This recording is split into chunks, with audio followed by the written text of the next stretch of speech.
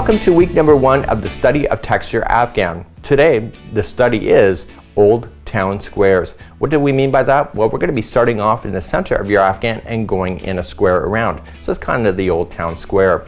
So we're going to continue to round and around the statue in the Old Town Center, but we have some speed bumps that we have to watch out for. In speed bumps, I mean rib stitching.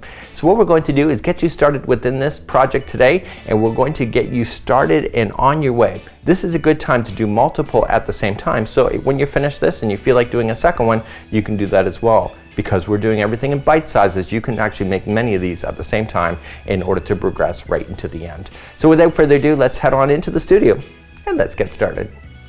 So let's begin week number 1, and we are going to do the study of the Old Town Square. So what we're going to be doing is this centerpiece right here, but I want to really point out to you the information that's over here.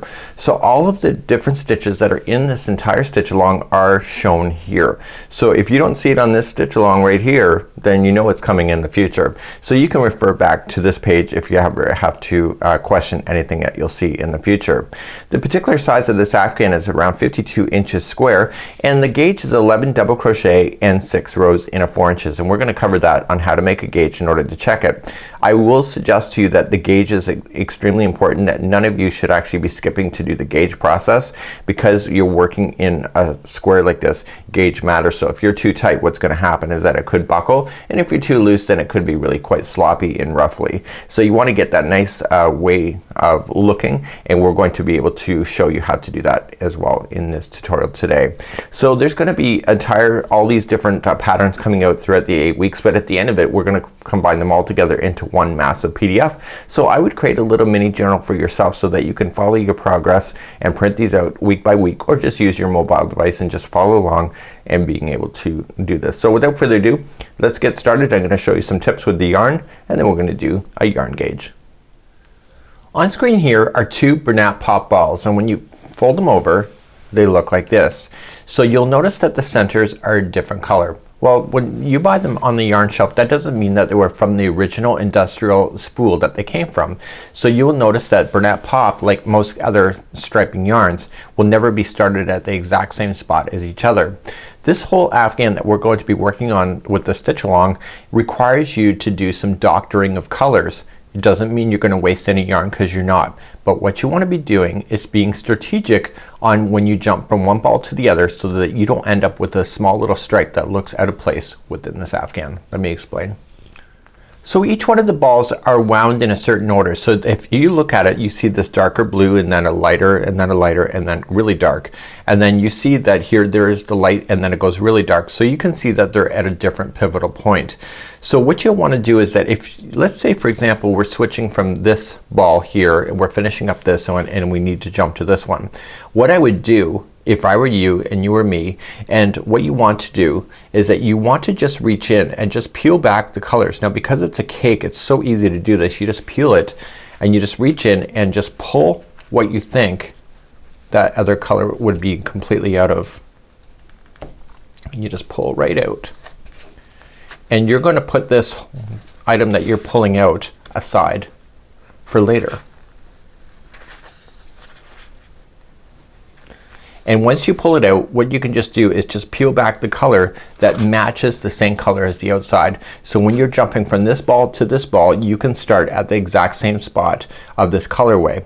Now what are you going to do with the remaining that you have here? When this color comes back into play, when you're working further on down the ball, then what you can just do is put it back into place. So you see that this light here matches this one. So when I get to the end of this ball, I'll start at the beginning of this section here and use that up.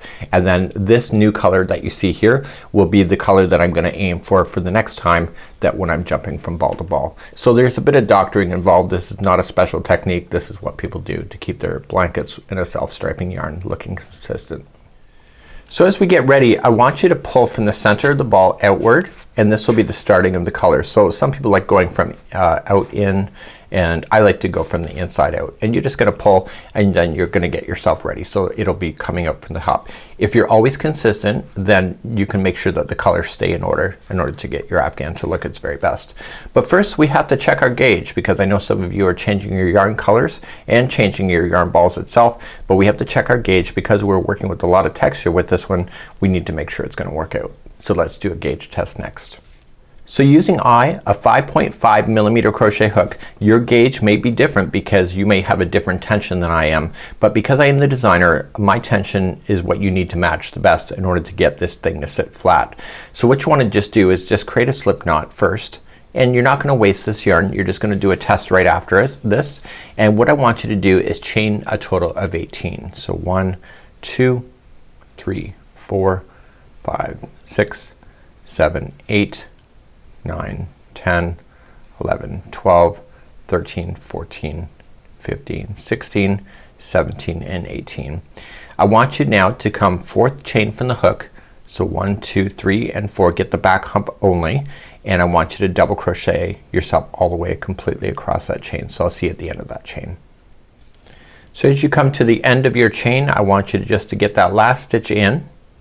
I'm a kind of a relaxed crocheter. I'm not too tense and I'm not too loose, and that's what it will look like. So I want you to turn your work and I want you to chain 3. So 1, 2, 3, and starting in the very next stitch I want you to double crochet yourself across this entire row.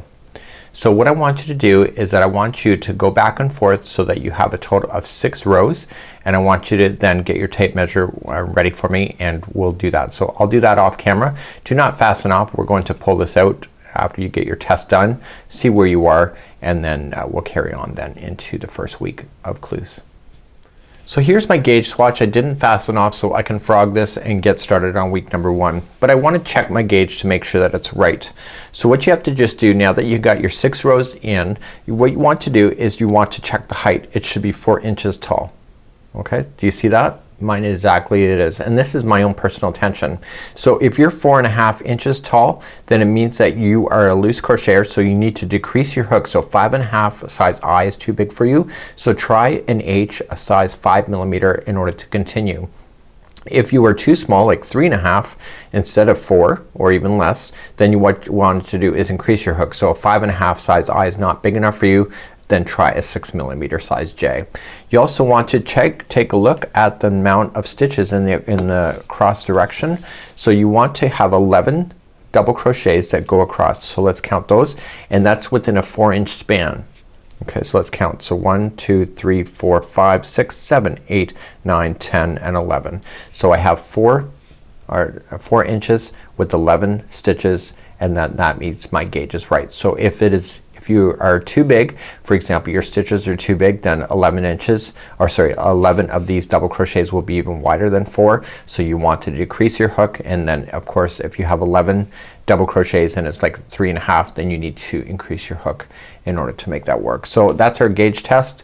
We have more tutorials available on our YouTube channel if you would like to learn more about gauge. So now that we know what our gauge is, once you're ready to go, we're gonna start then on clue number 1. So this is my own pattern written in Yarnspirations format. I did all the typing for this. I'm really quite excited, and the designers over at Yarnspirations and the graphics team put this into motion, and the Yarnspirations also provided a graph. So I didn't do that, so really thankful for them to doing that. Just a few notes in this pattern. Chain 2 at the beginning of a round does not count as a half double crochet. Chain 3 at the beginning of the round counts as a double crochet, and then working from the center of the ball like I kind of talked about already, and match the outside color to the previous ball to the next ball will achieve the best results in this particular blanket. So I've already explained how you can pull at the center in order to make that work. So in week number 1, we have lesson number 1, the study of Old Town Square. So I've actually kind of did this like summer school. So we're going to create our first square. This is not a granny square Afghan. This is the very start of the beginning of your square Afghan that you're going to make, and I just thought it would be kind of fun. It's the Old Town Square, so just pretend there's a clock in the middle, and we're going around and creating the roads around the Old Town Square as we go. We have some stitch work here that's going to be involving some rib stitching, and it's going to provide a really nice look. So you just got to pay attention to our stitches as we go, and we're going to get started right now. So get your 5.5 millimeter size I crochet hook, or whatever hook that you decided that is your best tension, and let's grab your yarn. In my case, Bernat Pop, and if you're substituting, just grab your yarn and let's go. So let's begin our first round. So we're going to create a slip knot to begin, and I wanted a nice tight center. And this is my own design, so I'm really kind of personalizing this whole design because I did design it myself. So we're going to chain a total of 3. So 1, 2, and 3.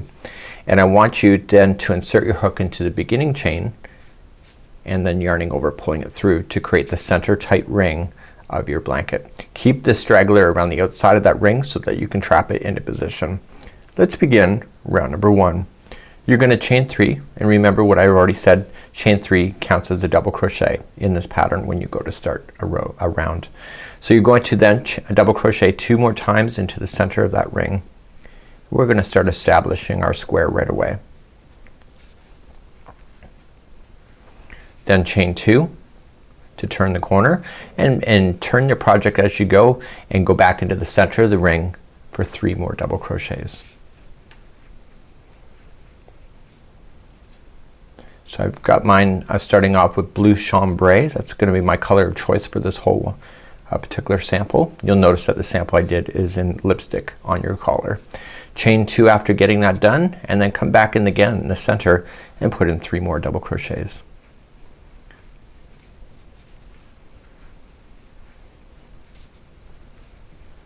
Okay, so we got 3 sides done, you can see that, and I want you to chain 2 again and come back into the center of the ring, and you're going to double crochet 3 more times, and you're going to notice in my particular sample here, whenever we go to finish a round, most of the times it'll be a half double crochet to finish.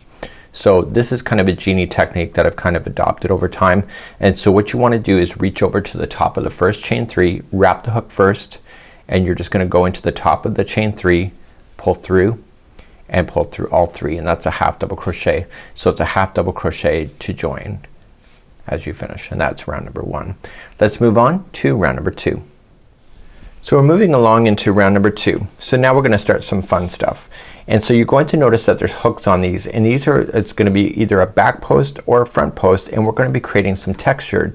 You're also going to notice that there's 2 lines through the middle of it. That means that it's a treble. When you see that, when it's more than just 1, usually 1 is the double crochet, and then there's 2, then it's a treble. So we're gonna be playing with that. Now because you're using trebles here, when you go to do the outside corners, you have to decrease your stitches. So we've gone back to a double crochet because we have to reduce the height. So we get longer stitches to reach out to do the posts, but then we have to shorten it back up for the corners, and if you don't do that, then it ends up buckling on you. So let's move along to round number 2. Let's move along to round number 2. We're going to chain 3. You remember that counts as a double crochet. I'm probably saying that through the whole tutorial because that's just a habit. And you're going to double crochet into that same chain 2 space. And now we're going to begin the fun work of doing front post and back posts. But we're gonna start off with the front post first. So it's a front post treble, so wrap that hook first, and you see the post that's directly below, just come from the side of it and then out the other side. So not the tops, just on the sides, and you pull through, and then pull through 2, 2, and 2. Now you're going to do a back post treble around the middle one. So wrap the hook twice and come from the back side out through the front and then back out to the back again. And that's a back post treble. Okay, and now the next one is a front post treble. So wrap the hook twice and then into the side of it and then back out the other side and finish it off as normal, as a normal treble. So you've got some texture work now going on. So we're now going to go into our first chain 2 space. So you're just gonna do 2 double crochets first, followed by chain 2 and 2 double crochets again, and that allowed you to turn the corner. So I'll show you one more side together and then I'll let you do the other 2 sides. It's part of a challenge for you. So wrap the hook twice and start off with a front post treble. And then the middle one, the next one, is a back post treble. So wrap twice, in from the back, out back towards the back, and finish it off.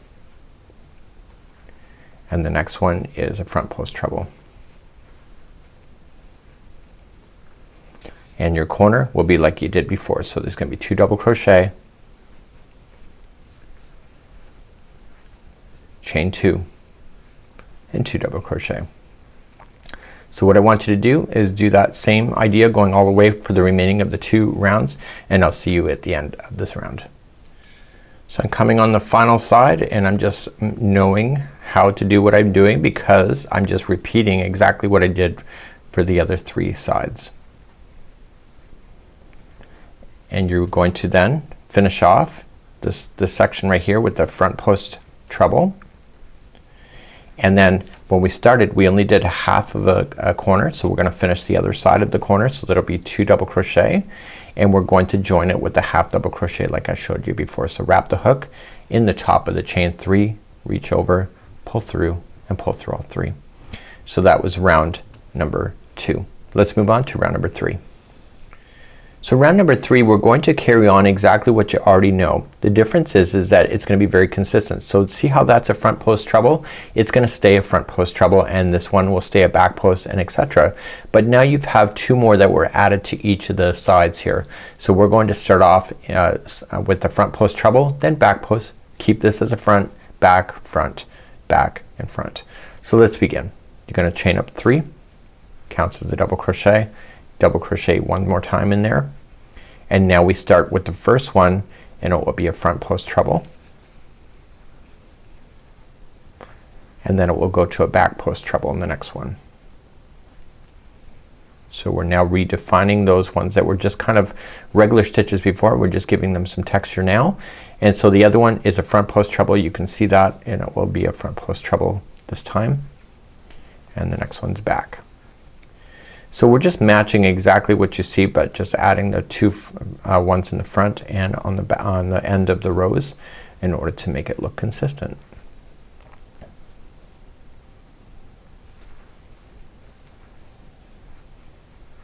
And finally the last one will be a front post treble, and then you're back into a corner. So the corners for this round will be the same of 2 double crochet, followed by chain 2 and 2 double crochet. So that's all you just need to know for each one of the sides. So we start off with the front, back, front, back, front, back, front, and then corner of 2, 2, and 2. So let's continue to do that. I'll see you at the end of round number 3. So I'm coming up to the end of round number 3. Now I want you to take a look at this. I want you to pay attention to where these posts are. This is actually take number 2. I accidentally skipped over one of the posts when I was coming around, and I noticed it on number 4 because I was missing a stitch. So you want to make sure that your ending of each section, just like you see, this is the last post, so it must be a front post treble in order to make it work. Okay, so if you're skipping anything, you'll notice it probably in the next round and after it. So to finish off the final corner, you're going to put in your 2 double crochet, and then just join it with the half double crochet to the top of the chain 3. So 2 rounds left, number 4 and 5. So 4, we're going to continue exactly what you already know. So we're kind of trying to keep it simple for you. So chain 3 counts as a double crochet, and then double crochet into the same chain, or into the same space. So we're going to keep exactly what you know. So you can see the front posts are here, and so we're gonna start off the first one with the front post treble, and that will keep everything in line for you. And so that means the next one must be a back post treble. And now you can see we're running into the trebles that are already there. So just keep them on the same side. So front post on the front and back posts on the back ones, and do that all the way across. And then once you get all the way to the corner, it's the same thing. 2 double crochet, chain 2, 2 double crochet. Please do that all the way around for round number 4. I'm coming all the way back around to number 4, and then we're gonna be heading on to round number 5 as we continue along in our journey. So it'll be the last round for this particular clue. So the very last chain space, or the space there, is 2 double crochet, and we're going to join it with a half double crochet at the top of the chain 3. So let's continue then to round number 5. We're gonna keep it nice and consistent, but now we're gonna get rid of some texture, and we're now gonna flatten it off. I found with single crochets that's a great way for breaking up the stitch work. So now what we're going to do is that we're immediately going to just chain 1 and single crochet into the same space, and I want you to apply a single crochet into each one of the stitches going all the way around, except for the corners. I want you to put in a single crochet, chain 2, single crochet. So please do that, and I'll meet you at the end of this round, and we'll just make sure that you finish it off right, and do not fasten off. And I think I might be changing colors real soon too, so we'll find out what happens in just a moment. Before I get all the way back around, one of the biggest mistakes that you can do with this particular design, or any design, when you're starting to switch out your stitch work for trebles and halves and singles. So I've done a single crochet and I've done my chain 2, and now some people, like, I'm a loose crocheter and you can see where I'm about to go, but sometimes it's not so obvious, so you got to just make sure that you just follow up the stitch work to make sure that you're going to get into the right spot. So we're going to do a single crochet into the same space, and sometimes that can bury in this first stitch, so you want to make sure that you're just being kind of nice and gentle with it so that you're accidentally not skipping over anything when it comes to that. If anything, your rounds will get thrown off for counts will be within the corner spaces if you accidentally start skipping over anything. So I'm making my way to the next one, and you can see that it's kind of flattened based on the other ones being textured.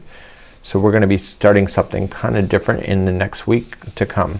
So that's it for that side. So you just go right into a space, chain 2, and right into a space again, and you start immediately on the first one, and you keep on going around, and I'll see you at the end of this round. So now coming up to the very final edge, and the yarn just changed color on its own. I didn't plan that. This happened to be the whole section, which is awesome. You know, I love happy little accidents like this. But now we're coming to the conclusion of this row. So this side is now complete, so we're gonna just finish the final corner.